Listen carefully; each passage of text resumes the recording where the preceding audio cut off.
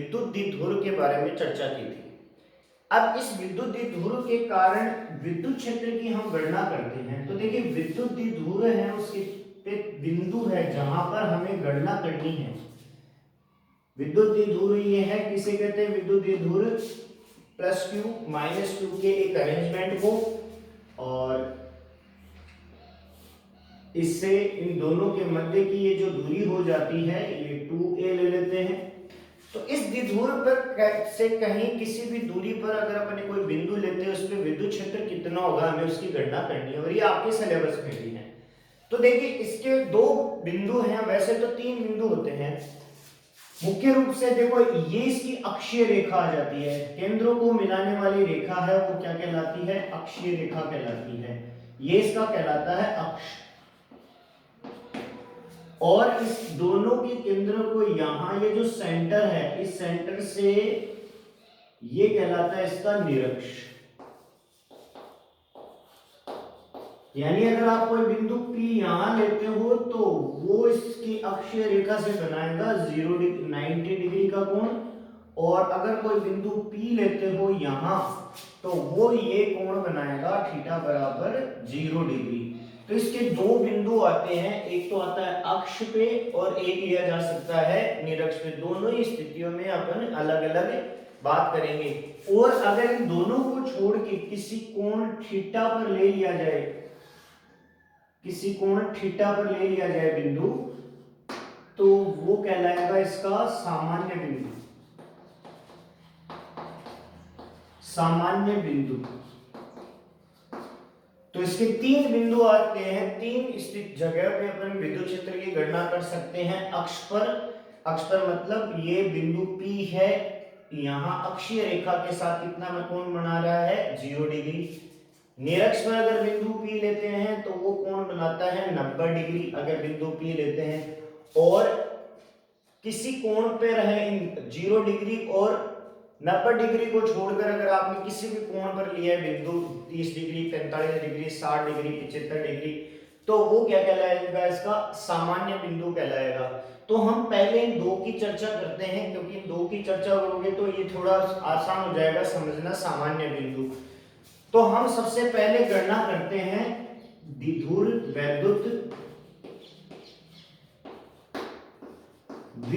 के निरक्ष पर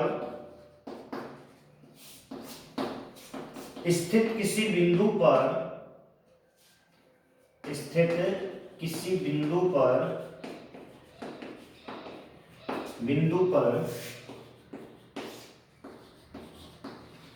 विद्युत क्षेत्र की गणना। और बेटा बच्चों ये जो टॉपिक है ये सीधा बोर्ड एग्जाम में ऐसे ही आता है कि किसी विद्युत द्विध्रुव के कारण उसकी अक्षीय रेखा पर स्थित किसी बिंदु पर विद्युत क्षेत्र का परिकलन कीजिए। ऐसे कि एग्जैक्ट आता है ये विद्युत द्विध्रुव के निरक्ष पर स्थित किसी बिंदु पर विद्युत क्षेत्र की गणना कीजिए। ये मोस्टली अगर बोर्ड एग्जाम में आता है तो 3 से 4 नंबर का क्वेश्चन आता है। तो अपन यहां इस अक्षीय रेखा पर कहीं पर भी आपने बिंदु P लिया है, इस पर मुझे विद्युत क्षेत्र की गणना करनी है। तो गणना करने के लिए अपन वापस से वही काम करते हैं। पहले तो इसका द्विध्रुव आघूर्ण देखते हैं। तो इसका द्विध्रुव आघूर्ण कितना आ जाता है, P बराबर मेरे पास आ जाता है Q इंटू 2a। ठीक है, ये समीकरण मान लेते हैं 1। तो देखिए मैं विद्युत द्विध्रुव लेता हूं, एक अरेंजमेंट ले लिया मैंने प्लस Q और माइनस Q का, तो और ये O इनका केंद्र बिंदु ले लिया। ठीक है, तो ये O से ये दूरी a है और O से ये दूरी भी a है। इस दोनों के केंद्र से मैं x दूरी पर एक बिंदु P ले लेता हूं जिस पर मुझे विद्युत क्षेत्र की गणना करनी है अक्षीय रेखा पर। ठीक है, तो भाई प्लस Q आवेश से कितनी दूरी हो जाएगी बिंदु P की, x माइनस a दूरी हो जाएगी, और माइनस Q आवेश से इसकी दूरी हो जाएगी x प्लस a दूरी हो जाएगी। एक बार फिर से देख लीजिए, इस प्लस Q आवेश से ये दूरी कितनी आ गई x माइनस a, और इस माइनस Q से ये दूरी आ जाती है x प्लस a आ जाती है, और सेंटर से ये दूरी x थी मेरे पास। तो एक बार अपन देखते हैं कि इसका द्विध्रुव आघूर्ण P बराबर कितना आ जाता है मेरे पास। परिभाषा क्या कहती है, Q इंटू 2a। तो ये मान लेते हैं समीकरण 1 है। अब एक बार के लिए अपन ये मान लेते हैं कि ये जो प्लस क्यू आवेश है, ठीक है जी, और ये कहाँ रखा है, बिंदु ए पर, और इससे कितनी दूरी, इस प्लस क्यू आवेश से बिंदु पी की दूरी कितनी हो जाती है, x माइनस ए, तो ये x माइनस ए दूरी है, और इस पर बिंदु क्या है, P है। इस पर विद्युत क्षेत्र कितना होगा, तो ध्यान दीजिए, मैंने बोला था बिंदु आवेश के कारण विद्युत क्षेत्र की तीव्रता, यानी यहाँ R बराबर क्या हो गया आपका, x माइनस ए, तो इसको मैं विद्युत क्षेत्र मान लेता हूँ E1। E1 बराबर क्या आ जाएगा, E1 बराबर आ जाएगा आपके पास KQ, ये प्लस है तो क्या आ जाएगा, KQ अपॉन R स्क्वायर, ठीक है। अब R कितना है अपने पास, x माइनस ए, तो E1 बराबर क्या, E1 बराबर आ जाएगा KQ upon x minus a का होल स्क्वायर, यह आ जाता है समीकरण नंबर 2, ठीक है। इसी प्रकार मैं लेता हूं ऋणावेश, ठीक है, तो यह आ जाएगा मेरे पास माइनस क्यू, और इससे ये बिंदु P है, तो बिंदु P की ऋणावेश से दूरी देखिए, बिंदु P तो ये रहा और ऋणावेश ये रहा, ये दूरी कितनी आ जाती है आपके पास, x प्लस ए, तो यहाँ R बराबर कितना हो जाता है, x प्लस ए, तो अपने पास विद्युत क्षेत्र कितना आ जाता है, E2 बराबर KQ अपॉन R स्क्वायर, लेकिन यहाँ Q देखिए, Q कैसा है, माइनस है, तो यहाँ चिन्ह आ जाएगा माइनस। अब R का मान कितना आ जाएगा यहाँ पर, x प्लस ए, तो E2 बराबर कितना आ जाएगा आपका, minus KQ x plus a का होल स्क्वायर, समीकरण नंबर लगा देते हैं 3। तो कुल विद्युत क्षेत्र, तो मैंने कहा था कि एक से ज्यादा आवेश आते हैं, 2 3 4 आते हैं, अपन क्या करते हैं, अध्यारोपण के सिद्धांत के साथ जाते हैं, तो यहाँ 2 आवेशों के कारण विद्युत क्षेत्र हो जाएगा, कुल कितना हो जाएगा बिंदु P पर, E1 प्लस क्या आ जाएगा, E2 आ जाएगा, तो E बराबर कितना आ जाएगा आपके पास, देखिए E1 का मान कितना है, KQ upon x minus a का होल स्क्वायर, और E2 कितना है अपने पास, minus KQ upon x plus a का होल स्क्वायर, ठीक है।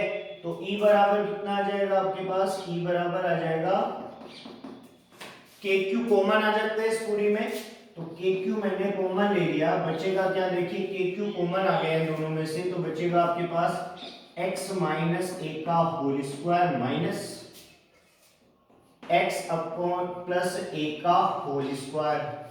आप अगर इसको सॉल्व करो तो ये आ जाता है E बराबर, देखिए x प्लस ए का whole square, x plus a का whole square minus x minus a का होल स्क्वायर अपॉन क्या आ जाएगा, x माइनस ए का whole square into x plus a का होल स्क्वायर, ये अपने पास सॉल्यूशन आता है। अब इसको सॉल्व करते हैं, फॉर्मूला आ जाता है, अपने 10th का फॉर्मूला है a प्लस बी का होल स्क्वायर क्या होता है, a square plus b square plus 2ab, तो यहाँ उसी यहाँ पे इसको सॉल्व करते हैं, तो अपने पास E बराबर आ जाता है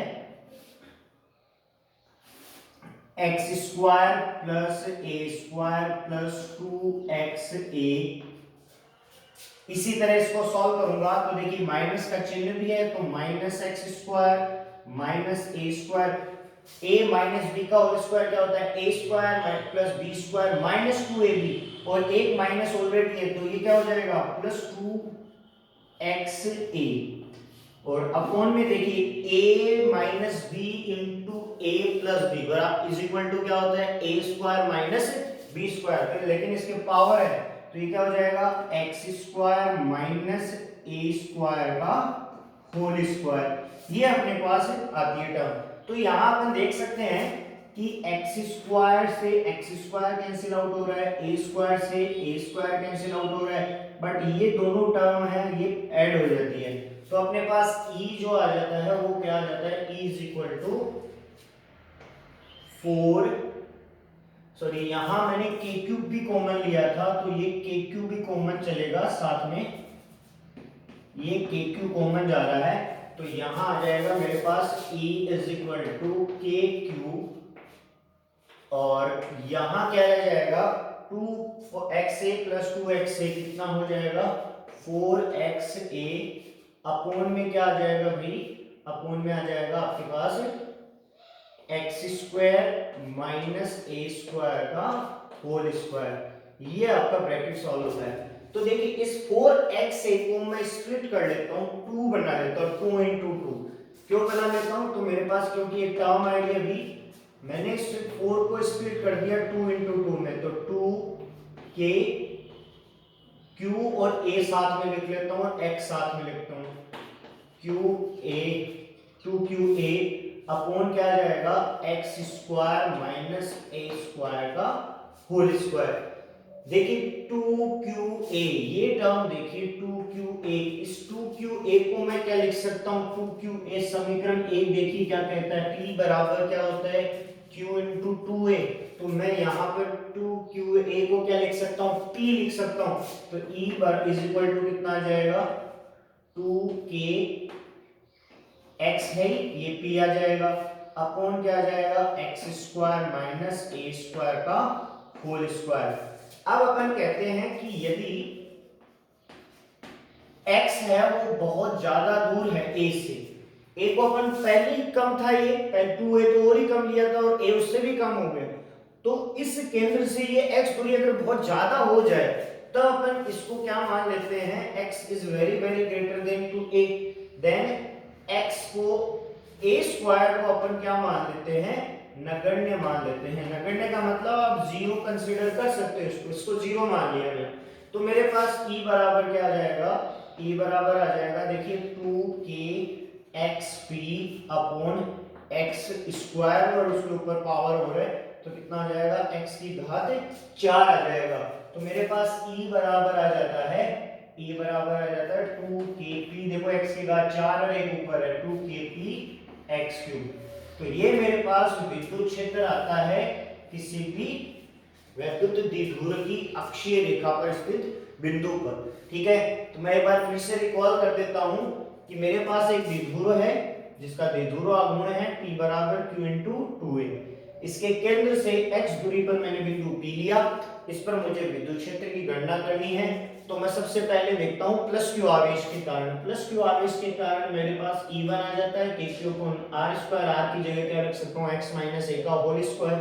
इसी तरह माइनस q आवेश के कारण r बराबर प्लस x प्लस a लिया p बराबर p बिंदु पर, तो E2 लिया मैंने वहां पर विद्युत क्षेत्र minus kq upon r square. Minus क्यों लिया, क्योंकि वो आवेश कैसा है ऋणात्मक है। कुल विद्युत क्षेत्र कितना हो जाएगा, अध्यारोपण का सिद्धांत काम में ले लेंगे E1 प्लस E2, तो E बराबर आ जाएगा, E1 का मान रखा मैंने यहां से और E2 का मान रखा मैंने यहां से, तो ये मान आ जाते हैं kq इस पूरी टर्म में कॉमन आ जाता है, बचा आपके पास x माइनस a का whole square minus 1 upon x plus a का होल स्क्वायर। मैंने एलसीएम लिया लघुत्तम लिया, तो x प्लस a का whole square minus x plus a का होल स्क्वायर आ जाता है। फार्मूला लगाते हैं a प्लस b का होल स्क्वायर का, तो a square plus b square plus 2ab का फार्मूला लगाया तो इससे ये टर्म आ जाती है मेरे पास। अब नीचे भी फार्मूला लगेगा a square minus a minus b into a plus b क्या होता है a square minus b square, उसी तरह x square minus a square का होल स्क्वायर आ जाता है। यहां तक ये मेरे पास फार्मूला आ जाता है। अब मैं इस 4 को स्प्लिट कर देता हूं 2 into 2 में, तो मेरे पास एक टर्म बनानी है मुझे q2qa, ठीक है। तो ये 2qa क्यों बनानी है, क्योंकि मुझे p बराबर पता है क्या होता है q into 2a, तो मैंने q2qa को p लिख दिया यहाँ पर। अब मैं एक छोटी सी कंडीशन याद रखनी है अपने को, x बहुत बड़ा है a से, तो a स्क्वायर को नगण्य मान लेंगे, e बराबर आ जाएगा 2kxp x4, तो ये आ जाएगा 2kp अपॉन x3। ये विद्युत द्विध्रुव के कारण x अक्षीय रेखा पर स्थित किसी बिंदु पर विद्युत क्षेत्र की तीव्रता आती है। यहाँ दो ही बातें ट्रिकी है, जो डेरिवेशन को याद करने की ट्रिक क्या है, इस डेरिवेशन में यहाँ तक आप इजी गोइंग पहुंच सकते हो। यहाँ याद रखना है कि मुझे 4 को स्प्लिट करना है 2 में 2 into 2 में, ठीक है। दूसरा की पॉइंट ये याद रखना है कि x को यहाँ पर a स्क्वायर को अपने को क्या मानना है नगण्य। किसी भी डेरिवेशन को याद करने के पॉइंट जो है टर्निंग पॉइंट होते हैं, जहां से डेरिवेशन में स्मॉल चेंज आते हैं, तो स्मॉल चेंज यहाँ आ रहा है और यहाँ आ रहा है, ये याद करने का तरीका है। बाकी आप ये डायग्राम पहले बना सकते हो, उसके बाद में डेरिवेशन इजी गोइंग सॉल्व हो जाए। अब अपन देखते हैं विद्युत द्विध्रुव के निरक्ष पर स्थित किसी बिंदु पर विद्युत क्षेत्र की तीव्रता। ये भी क्वेश्चन आपका 3 से 4 नंबर का बोर्ड एग्जाम में आता है। क्वेश्चन आता है कि विद्युत द्विध्रुव आघूर्ण को परिभाषित कीजिए। किसी विद्युत द्विध्रुव के कारण उसके निरक्ष पर स्थित किसी बिंदु पर विद्युत क्षेत्र की तीव्रता ज्ञात कीजिए। तो हमारे पास एक विद्युत द्विध्रुव है। विद्युत द्विध्रुव जैसा कि आप सारे जानते हो कि एक धनावेश है, एक ऋणावेश और अल्प दूरी से विस्थापित है। तो इसका द्विध्रुव आघूर्ण क्या ले लिया मैंने, P बराबर Q इंटू 2A ले लिया। ठीक है, ये मान लेते हैं समीकरण 1 है। अब इससे कि निरक्ष पर, इसके निरक्ष पर मान लेते हैं x दूरी पर कोई बिंदु P है जिस पर मुझे विद्युत क्षेत्र ज्ञात करना है कि इस द्विध्रुव के कारण इस बिंदु P पर विद्युत क्षेत्र कितना होगा। ठीक है, तो इसके दो तरीके। अभी यहां अपन क्या करते हैं, प्लस Q आवेश के कारण मैं मान लेता हूं विद्युत क्षेत्र है वो ये है। अब मैंने इसको इधर बाहर क्यों लगाया एरो का चिन्ह, क्योंकि मैं जानता हूं कि प्लस आवेश के कारण विद्युत क्षेत्र की दिशा किधर होती है, बाहर की ओर होती है। क्योंकि अभी हमने विद्युत क्षेत्र रेखाओं के गुण में देखा था कि धनावेश के कारण विद्युत क्षेत्र रेखाएं बाहर की ओर निकलती है और ऋणावेश के कारण जो विद्युत क्षेत्र की तीव्रता की दिशा होगी वो अंदर की ओर होगी। तो ये आ जाता है अपने पास E2। तो एक को मैंने मान लिया E1 और एक को मान लिया E2। अब परिणामी विद्युत क्षेत्र ज्ञात करने के दो तरीके हैं। या तो आप सदिश संयोजन के समांतर चतुर्भुज नियम के साथ जा सकते हो। देखिए ये समांतर चतुर्भुज बन रहा है और आप इस समांतर चतुर्भुज नियम के साथ जा सकते हो। दूसरा तरीका है कि E1 और E2 को आप घटकों में वियोजित कर लीजिए। तो हम इन दोनों की चर्चा करेंगे, घटकों के वियोजन की भी चर्चा करेंगे और समांतर चतुर्भुज नियम की भी चर्चा करेंगे। लेकिन जो आपके सिलेबस में है, राजस्थान बोर्ड की बुक के अकॉर्डिंग देखें तो घटकों में वियोजन है। तो अपन घटकों में वियोजन की पहले बात कर लेते हैं। तो मैं E1 को दो घटकों में वियोजित कर लेता हूं। ठीक है, तो E1 आ जाता है मेरे पास E1 sin थीटा और ये जो आ जाता है मेरे पास E1 cos थीटा। ठीक है, ये एंगल लिया मैंने थीटा। इसी तरह देखो मैंने E1 को क्या किया है, घटक में वियोजित किया। ये मेरे पास सदिश था E सदिश, E1 सदिश और E1 सदिश को मैंने क्या किया, दो घटकों में एक लंबवत घटक ले लिया E1 sin थीटा, ये वाला घटक है ये। ठीक है, और दूसरा ले लिया मैंने क्षैतिज घटक E1 cos थीटा। ठीक है, और ये एंगल आ गया अपने पास थीटा यहाँ। इसी तरह E2 को भी दो घटकों में वियोजित कर लेता हूं। तो एक घटक ये लंबवत घटक आ जाता है, क्या आ जाता है मेरे पास E2 sin थीटा और ये घटक आ जाता है E2 cos थीटा। अगर मैं इस डायग्राम को यहां लिखूं तो देखो मेरे पास ये सदिश था E2 सदिश। तो E2 सदिश के दो घटक आ जाते हैं मेरे पास। एक तो आ जाता है E2 cos थीटा क्योंकि ये एंगल थीटा है और एक आ जाता है E2 sin थीटा। तो आप देख सकते हो कि E1 sin थीटा और E2 sin थीटा एक दूसरे के विपरीत दिशा में है। E1 sin थीटा और E2 sin थीटा विपरीत दिशा में है और इन दोनों के हमने कहा परिमाण भी समान है। तो अगर दो सदिश परिमाण में समान और दिशा में विपरीत हो तो उनका योग सदैव क्या होता है, 0 होता है। तो ये दोनों घटक क्या हो जाएंगे, इनका योग क्या आ जाएगा, 0 आ जाएगा। और यदि दो सदिश परिमाण में समान हो और दिशा में भी समान हो तो उनका वो जुड़ जाते हैं। कैसे जुड़ जाते हैं कि मान लीजिए आप किसी वस्तु m द्रव्यमान की वस्तु पे एक बल लगा रहे हो F1, आप धक्का दे रहे हो और लेकिन आपसे वो धक्का लग नहीं रहा है तो आपका एक और दोस्त आ जाता है, वो कहता है आप तू भी धक्का लगा। तो आपने दो सदिश ऐड कर दिए F1 और F2, तो परिणामी सदिश है बराबर क्या आ जाएगा, F1 प्लस F2। ठीक है, लेकिन अगर एक दोस्त आपका इधर है, आप धक्का मार रहे हो, आप दूसरा आपका दोस्त इधर धक्का मार रहा है तो परिणामी क्या आएगा, F1 माइनस F2 आएगा। तो यहां क्या आएगा, आप मान परिणामी सदिश क्या आएगा, इन दोनों घटकों का कि ये दोनों घटक परिमाण में समान दिशा में विपरीत होने के कारण निरस्त हो जाएंगे। ठीक है, तो इन दोनों घटकों का योग यहाँ पर 0 हो जाता है तो इनका रोल खत्म हो जाता है। लेकिन ये दोनों घटक क्या है, ये दोनों घटक एक ही दिशा में समान परिमाण के हैं तो ये जुड़ जाएंगे। तो हमारे पास जो परिणामी विद्युत क्षेत्र आएगा वो ये आएगा, E बराबर आ जाएगा आपके पास E1 cos थीटा प्लस क्या आ जाएगा E2 cos थीटा आ जाएगा। अब आप ये कह रहे हो कि साहब ये प्लस क्यू आवेश भी समान परिमाण का और माइनस क्यू दोनों आवेश समान परिमाण के, तो इनके द्वारा जो विद्युत क्षेत्र उत्पन्न होगा उसका परिमाण भी कैसा होगा, समान होगा। यानी आप ये कह सकते हो कि E1 बराबर क्या आ जाएगा, E2 आ जाएगा। तो यहां आप क्या कह सकते हो, E बराबर, तो मैं E1 आ गया मेरे पास cos थीटा। अब E2 को किसके बराबर लिख सकता हूं मैं, E1 के, तो ये क्या आ जाएगा प्लस E1 cos थीटा। तो आप इसको ये भी तो लिख सकते हो, E बराबर क्या आ जाएगा 2E1 cos थीटा आ जाता है। ठीक है, इसको अपन मान लेते हैं समीकरण 2। तो यहां E1 क्या है, E1 देखो ये विद्युत क्षेत्र है अपने पास, और एक बार वापस से वही कि अपने पास क्या है, एक प्लस क्यू आवेश है। इसको अगर मैं बिंदु A नाम दूं और इसको बिंदु B नाम दूं, तो A बिंदु पर ये है और P बिंदु पर आपको गणना करनी है। तो देखिए ये दूरी चाहिए मुझे एक की, ये वाली दूरी चाहिए। तो ये दूरी आएगी कैसे, तो आप इसको देखिए, ये है A दूरी और ये दूरी क्या है, x है। यानी कि अगर मैं यहां इस त्रिभुज को देखूं तो ये त्रिभुज मेरे पास क्या बनेगा, ये बनेगा। तो ये दूरी a है, ये x है, और मुझे चाहिए ये AP दूरी, ये AP दूरी चाहिए मुझे। तो AP क्या हो जाएगी, पाइथागोरस प्रमेय लगा देंगे, क्या आएगा, कर्ण बराबर क्या आएगा, अंडर द रूट आधार का स्क्वायर प्लस लंब का स्क्वायर। तो ये मेरे पास जो दूरी आ जाती है, ये आ जाती है under the root x square plus क्या आ जाएगा a स्क्वायर। तो मेरे पास E1 कितना आ जाएगा, E1 बराबर आ जाता है,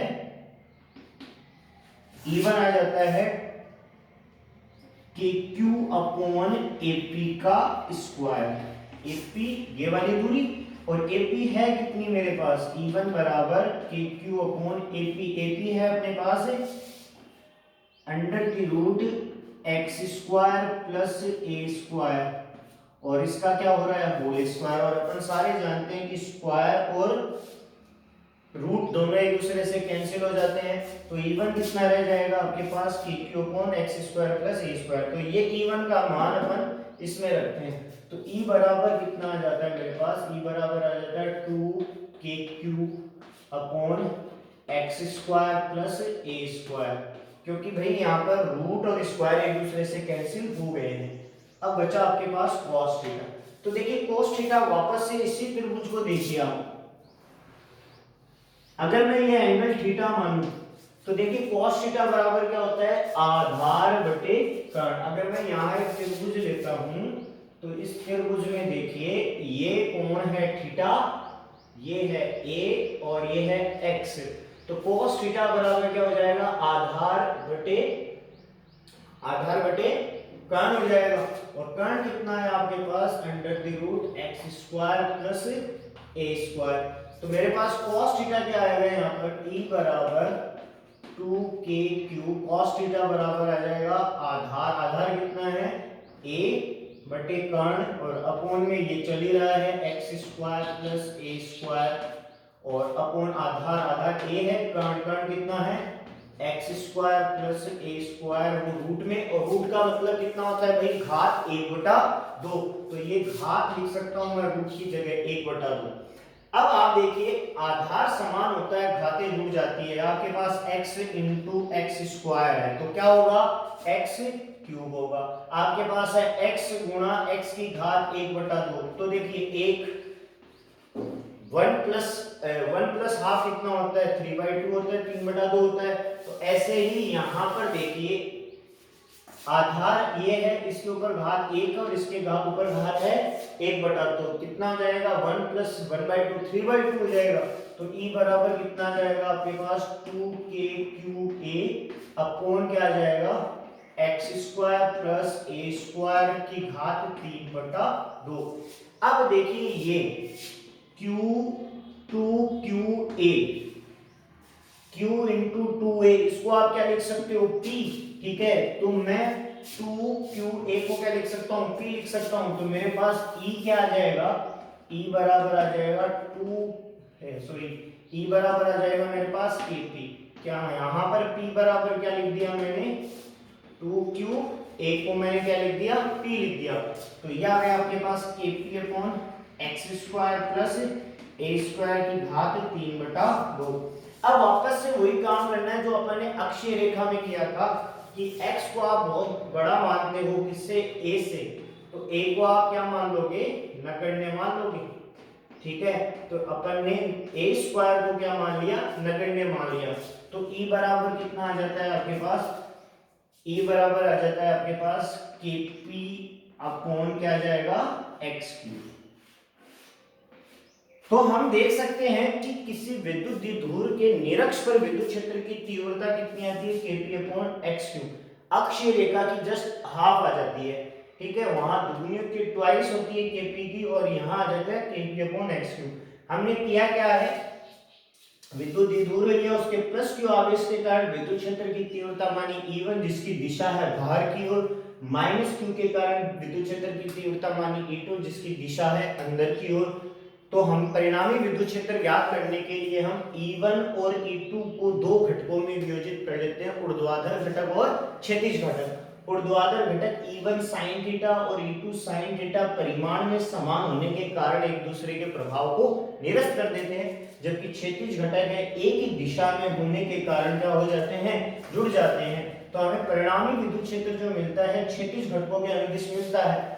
अब अपन कह रहे हैं कि दोनों आवेश परिमाण में समान है तो उनकी तीव्रताएं भी क्या होगी, समान होगी। तो मैं क्या कर रहा हूँ, E1 बराबर क्या ले लेता हूँ, E2 ले लेता हूँ, यानी E2 को रिप्लेस कर दिया E1, तो मेरे पास E बराबर आ जाता है 2E1 cos थीटा आ जाता है। अब मैं प्लस क्यू आवेश की तरह एक आवेश ले लेता हूँ यहाँ पर, और इससे r दूरी पर मुझे विद्युत क्षेत्र ज्ञात करना है, ऐसे मान के चलिए। तो E1 बराबर आ जाएगा kq अपॉन ये यहाँ से लेकर यहाँ तक की दूरी कितनी है, AP है, ठीक है, तो AP का स्क्वायर, ये दूरी कितनी आ जाएगी, अंडर की root x square plus a square, इस त्रिभुज का यूज करने पर तो ये अपने पास आ जाता है विद्युत क्षेत्र 2kq upon cos theta x square plus a square cos theta. इस त्रिभुज के हिसाब से अपने पास क्या आ जाएगा, आधार बटे कर्ण, और ये आधार समान होने पर घातें जुड़ जाती है। 2qa को आप क्या लिख सकते हो, p लिख सकते हो, तो kp upon x cube plus a square x to power 3/2 आ जाता है। x बहुत बहुत बड़ा है a से, तो a स्क्वायर को अपन क्या मान लेंगे, नगण्य मान लेंगे, तो अपने पास ये विद्युत क्षेत्र आ जाता है। तो अपन ने निरक्ष पर विद्युत क्षेत्र देखा, निरक्ष पर विद्युत क्षेत्र ज्ञात करने का दूसरा तरीका देखते हैं। तो वापस से अपन देखते हैं कि ये विद्युत द्विध्रुव और इसके निरक्ष पर बिंदु P है जिसकी दूरी है x मूल बिंदु से 0 से, ठीक है। तो यहाँ पर अपन इसका द्विध्रुव आघूर्ण क्या हो जाएगा, P बराबर क्या आ जाएगा, Q इंटू 2a हो जाएगा। ये वापस से समीकरण एक मान लेते हैं। तो प्लस क्यू आवेश के कारण विद्युत क्षेत्र मान लिया मैंने E1, माइनस क्यू आवेश के कारण मान लिया E2, और इन दोनों विद्युत क्षेत्र बिंदुओं के दोनों सदिशों के मध्य का कोण मैं मान लेता हूँ 2 थीटा है, ठीक है, ये कोण मैंने मान लिया 2 थीटा। तो परिणामी विद्युत क्षेत्र मैंने मान लिया E, ये मेरे पास परिणामी विद्युत क्षेत्र आता है। तो देखिए सदिश संयोजन का समांतर चतुर्भुज नियम अपन देखते हैं। ये अब कहता है अपने को कि ये दो सदिश है आपके पास, देखिए एक सदिश है E1 और दूसरा सदिश है आपके पास E2, और ये E इनका अगर मैं परिणामी लेता हूँ, दोनों सदिशों के मध्य का कोण कितना लिया मैंने, 2 थीटा, ठीक है। तो परिणामी सदिश क्या आ जाएगा, E सदिश बराबर E बराबर under the root E1 square प्लस E2 square plus 2E1 E2 cos 2 theta आ जाएगा, क्योंकि भाई दोनों के मध्य का कोण कितना है, 2 थीटा है। अब अपन ये कह रहे हैं कि E1 बराबर क्या है, E2 है, दोनों आवेश परिमाण में समान है, तो दोनों के द्वारा जो विद्युत क्षेत्र उत्पन्न होगा वो भी समान होगा। तो E1 बराबर E2 ले लिया मैंने, तो ये मेरे पास E बराबर क्या आ जाता है, E1 स्क्वायर प्लस E2 को भी E1 राइट डाउन कर सकता हूँ, तो E1 स्क्वायर, और ये E1 तो कितना हो जाएगा, 2E1 स्क्वायर cos 2 थीटा आ जाएगा। तो देखिए E1 प्लस E1 कितना हो जाएगा, 2E1 स्क्वायर, तो ये E बराबर आ जाएगा आपके पास 2E1 square plus 2E1 square cos 2 theta हो जाएगा। अगर मैं इस टर्म में कॉमन लूं तो क्या आ जाएगा, 2e1 स्क्वायर कॉमन आ जाएगा मेरे पास, और बचेगा क्या, 1 प्लस कॉस 2 थीटा रह जाएगा। ठीक है जी, 1 प्लस कॉस 2 थीटा क्या होता है, देखिए मैथ के अकॉर्डिंग थोड़ी सी ट्रिग्नोमेट्री चाहिए अपने को। 1 प्लस कॉस 2 थीटा होता है 2 कॉस स्क्वायर थीटा। ठीक है, अगर ये 1 प्लस कॉस थीटा होता तो यहाँ हाफ एंगल आ जाता 2 कॉस स्क्वायर थीटा बाई 2, लेकिन यहाँ पे ट्वाइस है तो 1 plus cos 2 theta 2 cos square theta. तो आप इसको क्या लिख सकते हो, ये आ जाएगा 2e1 square into 2 cos square theta आ जाएगा।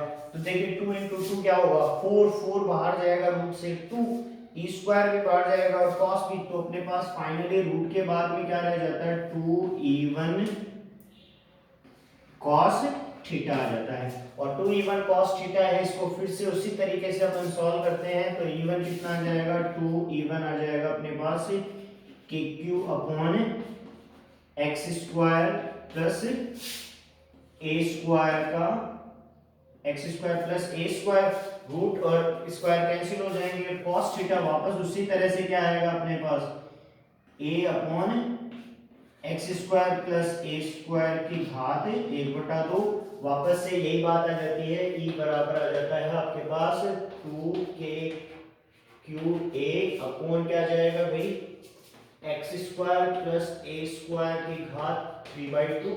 ठीक है, रेज़ टू पावर 3/2, वापस से x बहुत बहुत बढ़ा लिया आपने a से, तो a स्क्वायर को अपन क्या मान लेंगे, नेग्लिजिबल मान लेंगे। तो a इज इक्वल टू कितना आ जाएगा, 2kp, p क्या है यहाँ पर 2qa, 2kp अपॉन क्या आ जाएगा, x क्यूब आ जाएगा।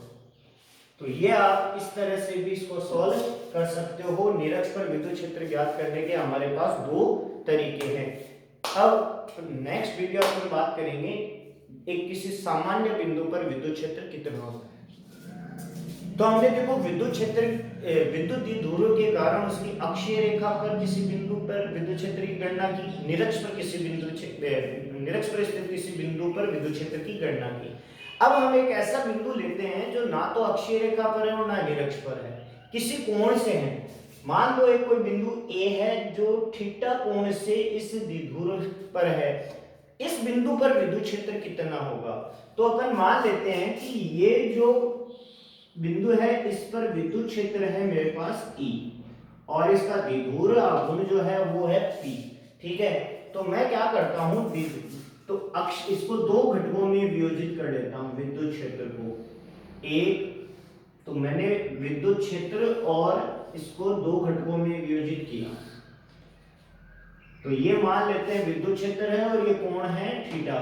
तो मेरे पास दो घटक आ जाते हैं विद्युत क्षेत्र के, Ex और Ey।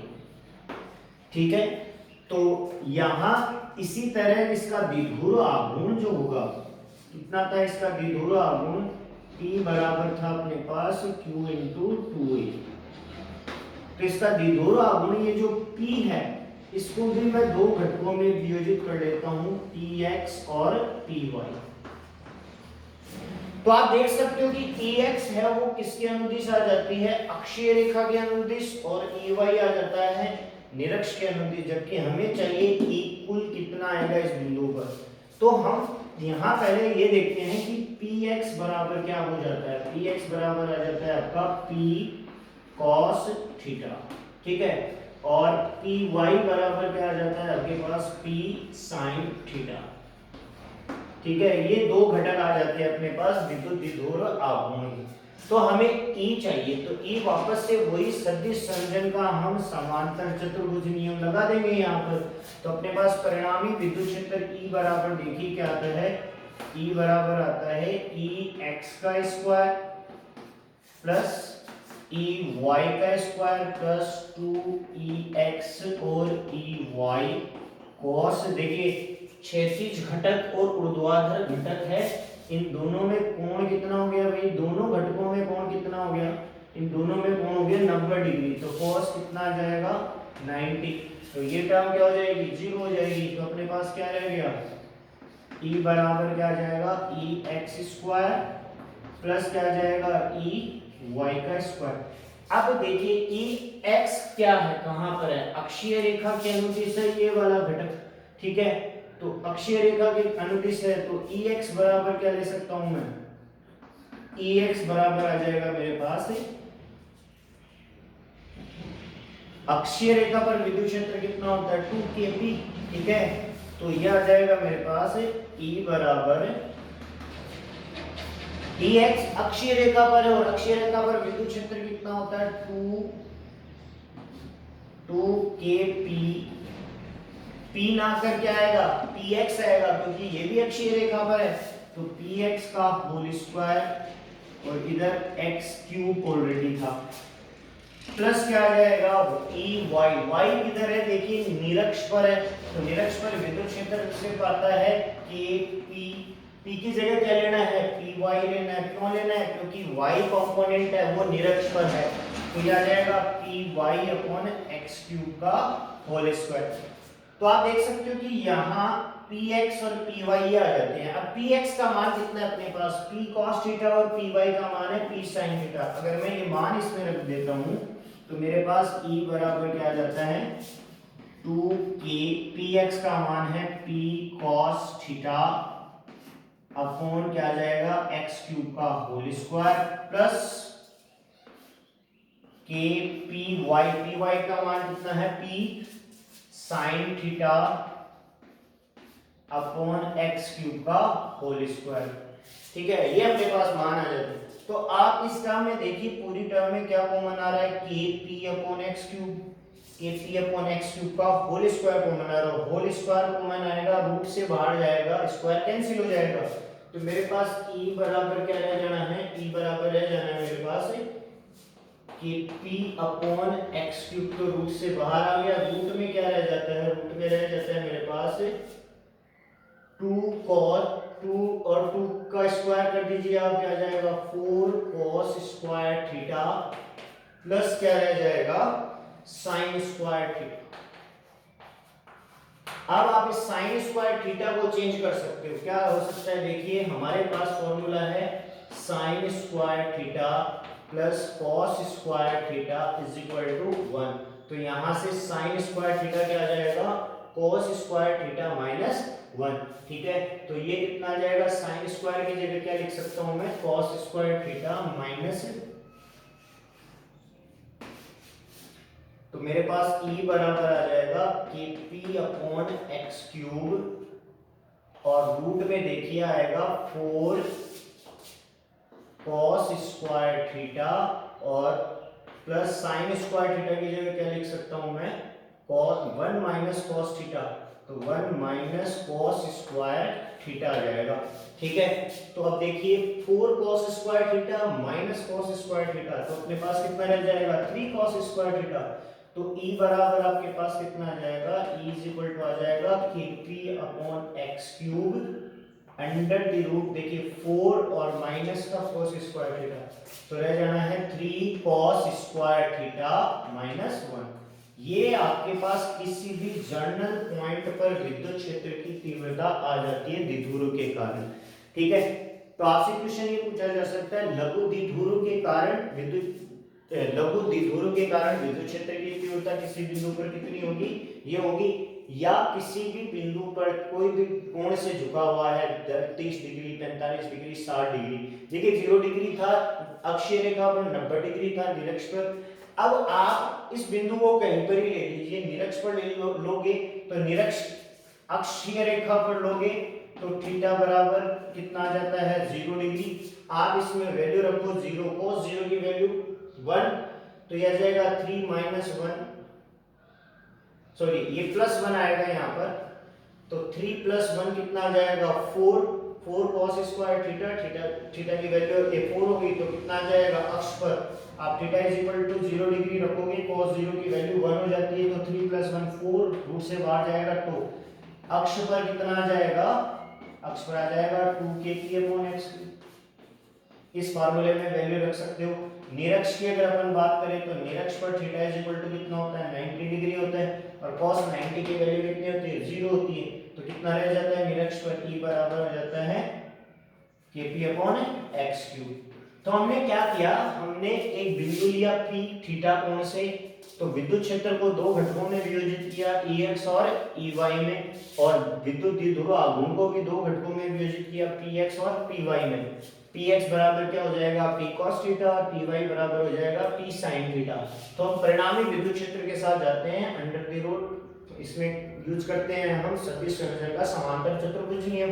तो ये आ जाएगा ex square plus ey square 2ex ey cos 90, क्योंकि दो क्षैतिज और ऊर्ध्वाधर घटकों में कोण 90 डिग्री का होता है, तो ये 90 की वैल्यू 0 हो जाती है, ये आ जाता है। अब ex किधर है, अक्षीय रेखा पर, तो कितना आ जाता है 2kpx अपॉन x क्यूब का whole square kpy upon x cube, ठीक है। अब px कितना आ जाता है 2kp cos थीटा आ जाता है, ठीक है, और ये आ जाता है 2kp sin थीटा आ जाता है, ऊर्ध्वाधर घटक और ये क्षैतिज घटक है।